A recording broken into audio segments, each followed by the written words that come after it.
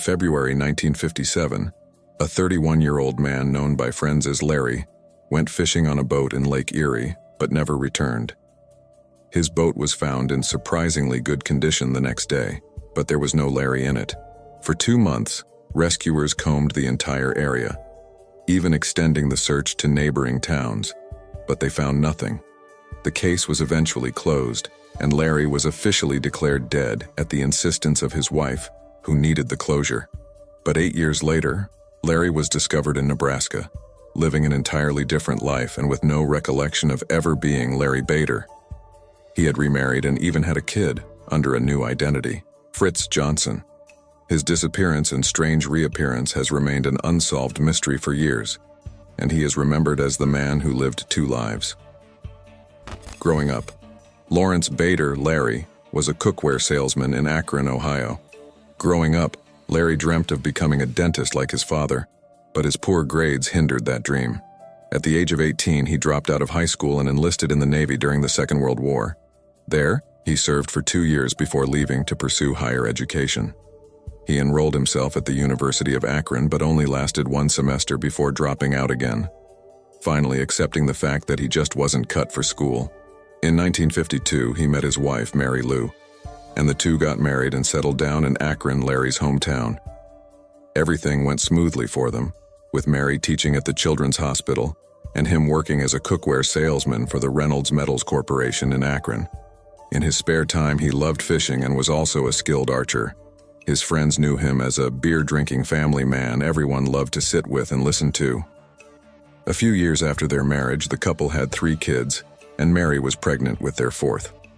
Larry loved his kids dearly, but as the family grew, it became increasingly difficult to keep up with their expenses. His salesman job wasn't earning enough to support his growing family, and getting a well-paying one was even more difficult because of his low qualifications. As a result, Larry struggled with tax payments and was even reported to have failed to file his tax returns. By 1957, he owed a $17,000 mortgage for a new home and also owed taxes to the IRS. All of this culminated in a $20,000 debt, which weighed heavily on his chest. As time went by, Larry started working on a life insurance policy to give his family a soft landing in case something happened to him, and something did happen to him. Disappearance. Around noon on the 15th of May, Larry told his wife he had to drive into town to resolve some bad business checks he had received earlier that week. He would then go fishing on Ohio's Rocky River before heading back home. His pregnant wife, thinking that he would come back late that night, persuaded him to suspend fishing and come straight home instead. Larry replied, "Maybe I will, maybe I won't." With that, Larry got into the car with his sporting jacket, fishing gear, and a small suitcase and drove into town. The bad checks didn't take much of his time, and in less than 45 minutes he completed his business transaction. He then proceeded to cash a check of $400, which he used to sort some bills, including a quarterly insurance payment that was about to be due. By 3 p.m., Larry's business in town was all done, leaving him with enough fishing time. He drove to the river and stopped at Eddie's boathouse, where he rented a motorboat. At this point, the weather had begun to change, and the owner of the boathouse warned him that it might get stormy later that evening. Larry, however, waved him off and assured him that he was an expert swimmer, capable of taking care of himself even in the eye of a storm. After all, it wasn't his first time fishing or experiencing bad weather while fishing. He only requested the owner to install a pair of lights on the boat in case it got dark during the storm. He then pulled out a big wad of cash, made a $15 deposit for the boat, and set off into the lake. After about 2 hours of fishing, the weather deteriorated as predicted, and it was obvious that a storm was approaching. He was spotted by some coast guards who pointed out the increasing wind and advised him to get back to the shore, but Larry refused, claiming to be an expert swimmer himself. Shortly after, the wind suddenly picked up momentum and a fierce storm started. Larry never made it back to the shore, even after the storm subsided. Worried about Larry, the owner of the boathouse he rented his boat from contacted the Coast Guards, but there was little they could do. It was already nighttime, and they could only wait until morning to do a proper search. The search. The next day, the search for Larry continued, this time with the police and volunteers from the fishing community. After a few hours of searching, Larry's boat was discovered on a beach 5 miles away from the boathouse. It had washed up on the rocks and was surprisingly in good condition, but there was no Larry in it. Their first assumption was that he had somehow gone overboard and drowned, but his friends knew that he was a great swimmer and could have easily gotten himself to safety. Upon further inspection, they discovered that most of the boat's contents were all intact, indicating that the boat didn't turn over or capsize at any point. The only missing items were Larry himself and the small suitcase he left home with. They continued to look for him, but they found no other signs of him or his body floating across the waters. The search for Larry continued for 2 months, but they found nothing. 3 years later, and at the insistence of his wife, Larry was officially pronounced dead. A memorial service was held in his absence, and distraught Mary continued to be strong for her kids. Years passed, and the rumors about what happened to Larry at the lake fizzled out. Mary and the kids had fully adjusted to living without a father or husband, and everything seemed to be well until a strange discovery rocked their world. Reappearance. 8 years after his disappearance, Larry was sighted by a neighbor at an archery exhibition in Nebraska. Except, he wasn't exactly Larry. This person, who shared an uncanny resemblance with the missing Larry, denied being or knowing any Lawrence Bader. He claimed to be Fritz Johnson, a young orphan with no knowledge of his biological parents. His only memory of his childhood was life in the orphanage home and his experiences in the Navy during the Second World War. He was discharged from the Navy after suffering a back injury and had moved to Nebraska in 1957. This was around the same time Larry went missing in Akron. With very little work experience or qualifications, Fritz started out as a bartender in Nebraska. He had a charming personality, and many would come to the bar to hear exaggerated tales of his experience in the orphanage and the Navy. He was an admirable bachelor too, attracting the ladies with his charm. He was someone you would call daring and selfless, always lending a helping hand. One time he tried to raise money for a polio fundraiser by spending 15 days in a small wooden box strapped to a flagpole. The only things he ate during that period were the martinis and dry bread his friends sent up to him. When he finally came down, he looked lean and spotted a long, bushy beard. And to celebrate his feat, he was ushered into an open convertible full of young ladies for a grand parade. His charity stint got the people talking, and he soon became a local celebrity, getting invited to TV shows and radio stations and gaining more admirers. Despite his obvious dislike for the marriage institution, Fritz fell in love with a 20-year-old model. She had just gotten divorced and had a daughter from her previous marriage. The couple got married in 1961 and later had a son together. 3 years after his marriage, a cancerous tumor was discovered behind his left eye, and surgery was required to remove it. The tumor was removed, but so was his left eye, leaving a hideous dark hole that required him to wear an eye patch.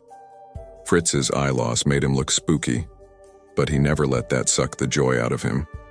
He remained his friendly, goofy self, always helping his friends whenever he could. At some point, he got employed as a DJ at a radio station before eventually getting a job as a TV sports director. The day he was found, he was covering a sports exhibition on behalf of the TV station. He was demonstrating an archery equipment when a man walked up to him and asked if he wasn't the Larry who had gone missing on a boat 8 years back. Fritz replied, "I'm sorry. I don't know who you're talking about. I am Fritz Johnson," and went back to his business. But the man saw the striking resemblance between this man and the missing Larry, so he didn't leave. Instead, he went outside, made a few phone calls, and contacted one of Larry's relatives who lived nearby to meet him at the exhibition. A few minutes later, the lady Suzanne arrived, introduced herself as his niece, and asked, "Hey, aren't you my uncle who went missing a few years ago?" Fritz was even more amused than annoyed. All he could think of was that he was being pranked, and his friends would soon come out laughing in his face. But that didn't happen. Instead, the two strangers in front of him requested that he speak with someone on the phone. Fritz accepted, and he was soon speaking with some other people who claimed to be the missing Larry's brothers. Upon hearing his voice, The men on the phone had a feeling that they were speaking with their missing brother, but Fritz again denied ever hearing of the name. Not wanting to take any chances, the brothers requested to meet Fritz. They flew into Nebraska the next day, and upon seeing him, were fully convinced that this was their missing brother, even though he was wearing a mustache and a strange eye patch. Discovery. To clear all doubts, the brothers begged Fritz for one last request. They wanted him to run his fingerprints against their missing brother's naval records. Fritz, confident that he wasn't who they mistook him for, gladly agreed to do it. In his mind, a fingerprint test was the only way to resolve this case of mistaken identity. 2 days later, the results came in. But to Fritz's surprise, the prints matched, meaning that he was indeed the missing Larry Bader. This new revelation was like a punch in Fritz's stomach, especially as he couldn't remember anything from his previous life as Larry. All he knew now was that his whole existence was a lie.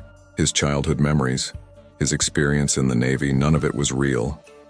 Even his marriage with his current wife wasn't legal, since he was married with kids in his former life. Back in Akron, news spread quickly that Larry had been found living another life in Nebraska. An arrangement was made for him to meet his first wife and kids, but it was an awkward reunion. This new Larry had no recollection of his former family. Perhaps it was his unusual mustache or the black patch covering his left eye, but even the kids didn't seem to know who he was. Only Mary, his first wife, recognized him as her missing husband. But even that didn't bring them any comfort. His constant denial of ever knowing or remembering his former family felt like a slap on her face, especially when she had just gotten emotionally stable enough to date again and had finally accepted a marriage proposal. His reappearance not only rocked their world, but also came with damning financial implications. His debts, which had previously been forfeited after his death, would have to be paid back. The monthly $254 Social Security payments Mary had been receiving to support the family monthly, as well as the $39,500 she had received from his insurance company, would also have to be paid back. And this is not to mention the overdue tax debt with the IRS. For Fritz, it was difficult navigating the two lives he had somehow created for himself. He saw in real time the knowledge he had of his existence crumble right in front of him, yet he never remembered anything from his past life. The idea that he wasn't who he claimed to be made him lose friends and goodwill in Nebraska. They thought that the circumstances surrounding his disappearance and reappearance were too unusual to be a coincidence, and this resulted in several speculations. Hoax. Many thought that his disappearance was deliberately orchestrated by him to escape his debts. This would explain the missing suitcase and the cashed $400, which is equivalent to about $5,000 today, that disappeared with him. It was too much of a coincidence that he took out a life insurance policy just a few months before his disappearance. Those who first got to know him in Nebraska started to recall that Fritz had arrived into town confident and full of life. Anyone who had just survived a storm and found themselves in a completely different area would be mostly shaken and disoriented. But Fritz had walked into town like a man with a purpose. There was also his insistence on fishing despite repeated warnings about a storm and the lights he requested to be installed onto his boat. All evidence pointed to a planned disappearance. After all, he had always been an over-pampered kid who mostly depended on his father financially and was always looking to jump on the next get-rich-quick scheme. He had seen the disappearance as an easy way out of his debts and had taken it. Amnesia. Alternatively, many thought that his story was real and he was indeed suffering from a severe case of memory loss. It was possible that the tumor in his left eye had altered a part of his brain, resulting in his quick personality change the day he got to Nebraska. According to them, it didn't make sense that someone who ran to escape his old life would settle in a new area, only to perform stunts and become a local celebrity in the area. Also, why would he have accepted to work for a TV station knowing fully well that his identity could be exposed at any time? They argued that the only possible scenario was that he had suffered a major injury during the storm, gotten swept up ashore, and woken up with no recollection of who he was. His brain had then created a new personality, which he assumed as Fritz Johnson. The scandal surrounding his double life terribly affected his reputation and resulted in him losing his job at the TV station. It also caused a strain in his relationship with his second wife, and the two eventually got separated. In all these, Fritz or Larry never tried to run away from investigations. He himself felt like an outsider, shut out of his own memories, and he desperately tried to get back in. In the process, he was examined by a team of psychologists and neurologists for 10 days. During this period, he underwent a series of psychiatric evaluations, and at the end of the tests, they concluded that Fritz was suffering from severe memory loss. Although they found no abnormality to explain his memory loss, they were also unable to determine whether he was genuine or lying about his identity. Death. Their best shot was to wait for Fritz to slowly regain fragments of his memory. But even that wouldn't happen, as Fritz died about 8 months after he was discovered in Omaha. The tumor that cost him his left eye had resurfaced and this time spread to his liver. No amount of medical treatment could save him, and on the 16th of September 1966, Fritz Johnson died at the age of 40. His death meant that there were no definite answers to questions of whether or not Larry Bader faked his death to live a new life under the identity of Fritz Johnson.